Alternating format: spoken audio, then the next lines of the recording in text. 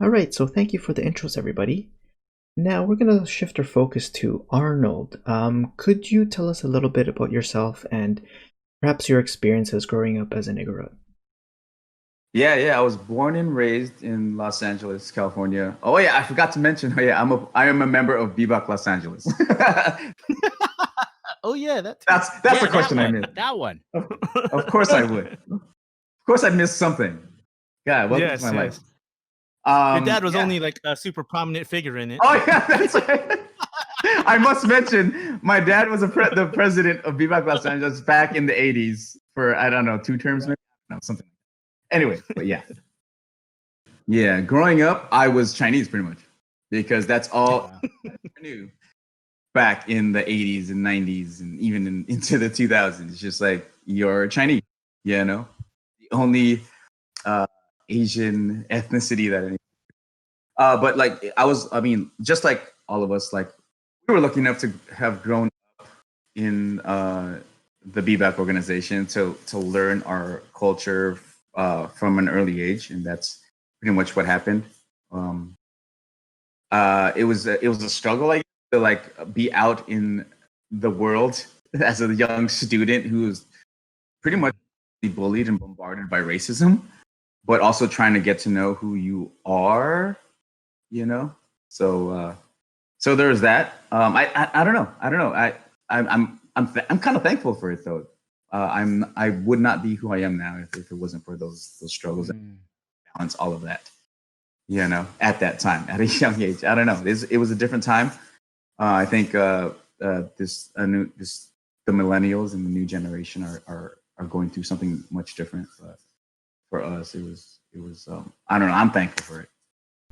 We know the Watan brothers have been targeted, let's say, in terms of something like racism. So I think we're just wondering if there was a story or something similar that you could share in terms of that. I can't say that I was personally attacked, and if I ever was, I probably blocked it out and I don't remember. But I have heard stories of other people who have been told that there's, you know, because they're Igor, or when they find out for Filipino, it's like, oh, that's cool. But when they find out we're Igoro, it's like, oh, we're savages, Yeah. you know, uh, uh, or I don't know. It's weird. It's weird to hear it from other Filipino people, you know. Oh, I agree. Yeah. Um, and it's hard enough, even if with other Asian ethnicities, it's kind of like, and it's kind of, Ali Wong talks about us being like, or like Southeast Asians being like the jungle Asians or whatever, which I'm down with that. Like that's what we are, you know. Like that's what we're. Uh, but I don't know. We were very much looked down upon, and I've heard stories about that, and even, you know, my sister talks about other Filipinos where she works, finding out that she's Igora and just like saying super offensive, derogatory things. Like, wow, like people still think this about us, that we're savages, and that, you know, like, yeah, the having the tail and stuff like that. That we still, yeah, okay, yeah, we still headhunt. I do that in my spare time. You know, it's like, come on. Do you? Yeah. Got a few back here. Let's open up the cupboards. Yeah. But yeah, I yeah, there's some of that, me hearing those stories. But for me, personally, the personal attacks on me were me being a pinche chino, me being Chinese, me being you know, being thought of as the smart one. I'm like, you do not want to copy off of my paper. You might, you know, it's like, because I'm Asian, Wow. you know, I'm the smart guy, and you want to copy off my paper, and then I get blamed when you do poorly. It's like, no, you thought I was that guy, but no, I'm not. Oh, actually, So they must have also thought that you did your martial arts, right? yeah. You know, too many fights. You would think that like people will try to fight me, or maybe that helped me. It's like, oh, dude, this guy's Asian. He's gonna whip my ass because he karate. He's well versed in the jujitsus. I don't know. Um, there was one time recently though. I was in a band for over a decade. Back in late 90s, early 2000s, and we went to Madison, Wisconsin for a show. And Okay. yeah, say no more, right? Yeah, that's all you have to say. Midwest, We baby. literally landed that day, checked into our hotel. We were still in the lobby checking in. A couple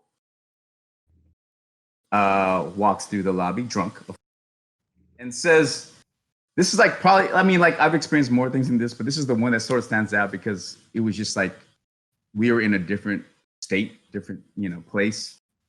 Excited to be in a band as Asian Americans, it was an all Asian American band. We were just like representing, and we thought we were doing a good thing. We were playing a show for an Asian American organization, so it was like, this is dope. We land, check into our hotel. First thing we hear was like, I love Chinese food. Like, what? Oh god.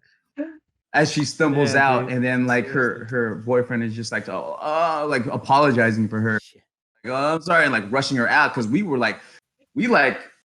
up real quick. We were like, what the hell? Did she just, we were also shocked, and I don't know why. We weren't familiar with the area, so but now we know. But yeah, that was one of the more recent times, and and then we I think we all sort of like experience little like things that aren't so blatant here and there, but yeah, it still happens. Oh, this whole time I thought he was saying something else. So rice is rice. Oh, rice is right. Yeah. Rice is rice. Yeah. Yeah. Rice is rice, right? We all eat rice, so yeah, for sure. Right. Yeah. Yeah. We had a whole I'm pretty sure. conversation on that. Mhm. Like some of the experiences, like in the I don't remember how many episodes ago that was, but folks can check back and hear a couple more stories about those experiences as well. So the whole being mistaken for Chinese, that's definitely, especially in like California, man. Right. Definitely. Mm-hmm.